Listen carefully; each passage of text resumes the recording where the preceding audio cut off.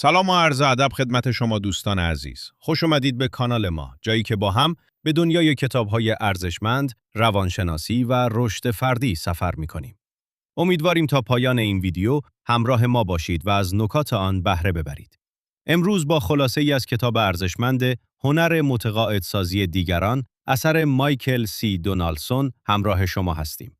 کتابی که به بررسی قدرت ارتباط، ایجاد اعتماد و روش‌های تأثیرگذاری بر دیگران می‌پردازد.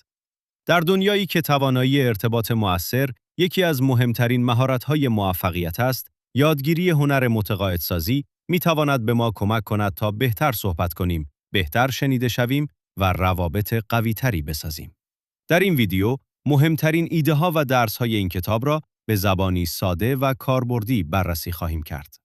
در این ویدیو درباره چند بخش ذیل بحث می‌کنیم. شماره 1 مقدمه. شماره 2 بخش اول پایه‌های متقاعدسازی. شماره 3 بخش دوم تکنیک‌های تأثیرگذار بر دیگران.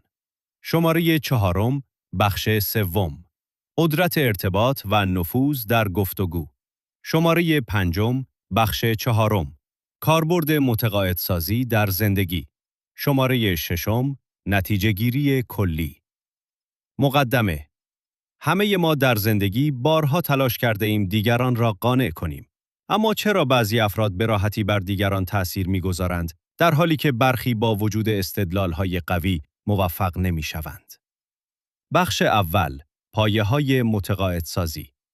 متقاعدسازی یعنی کمک کردن به دیگران تا با آگاهی و میل خود یک ایده یا تصمیم را بپذیرند، نه اینکه آنها را مجبور به انجام کاری کنید.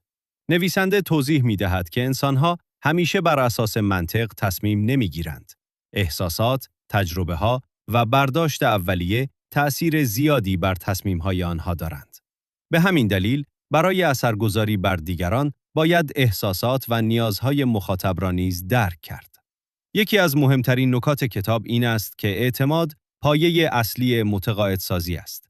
اگر مخاطب به شما اعتماد داشته باشد، احتمال پذیرش حرف‌هایتان بسیار بیشتر می‌شود. همچنین، یک فرد تأثیرگذار قبل از صحبت کردن با دقت به حرف‌های طرف مقابل گوش می‌دهد تا نیازها و نگرانی‌های او را بهتر بشناسد. در پایان این بخش، نویسنده تأکید می‌کند که متقاعدسازی واقعی بر پایه احترام، صداقت و ارتباط مؤثر شکل می‌گیرد، نه فشار و اجبار. اما چگونه می‌توان در مدت کوتاهی اعتماد دیگران را جلب کرد؟ پاسخ این سوال را در بخش بعدی بررسی خواهیم کرد. بخش دوم تکنیک‌های تأثیرگذاری بر دیگران. برای متقاعد کردن دیگران، ابتدا باید آنها را بشناسیم. هر فرد نیازها و دیدگاه‌های متفاوتی دارد. بنابراین، یک پیام مؤثر باید متناسب با شرایط او باشد.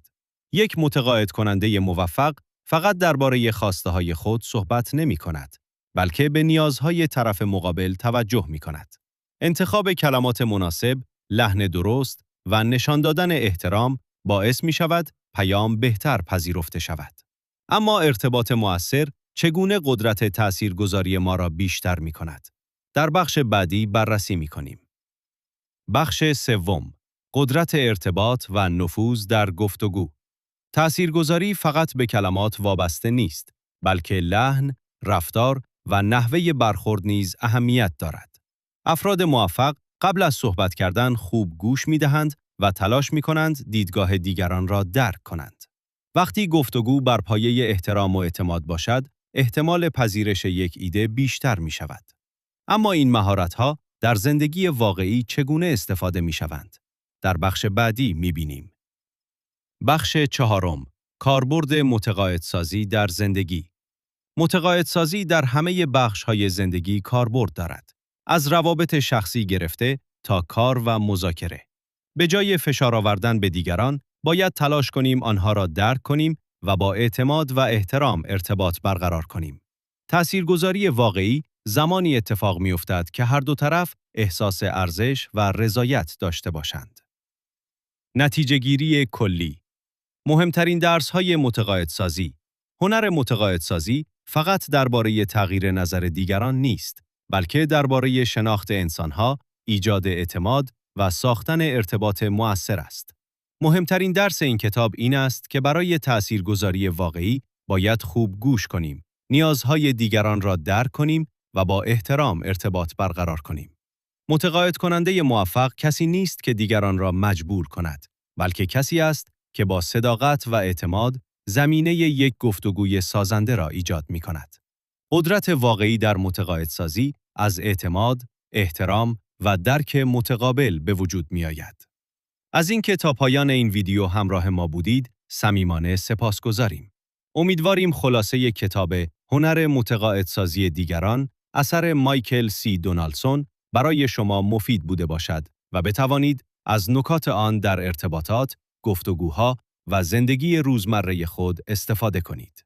اگر از این نوع خلاصه‌های کتاب و مطالب روانشناسی لذت می‌برید، خوشحال می‌شویم با لایک کردن ویدیو، نوشتن نظر خود در بخش کامنت‌ها و سابسکرایب کردن کانال از ما حمایت کنید.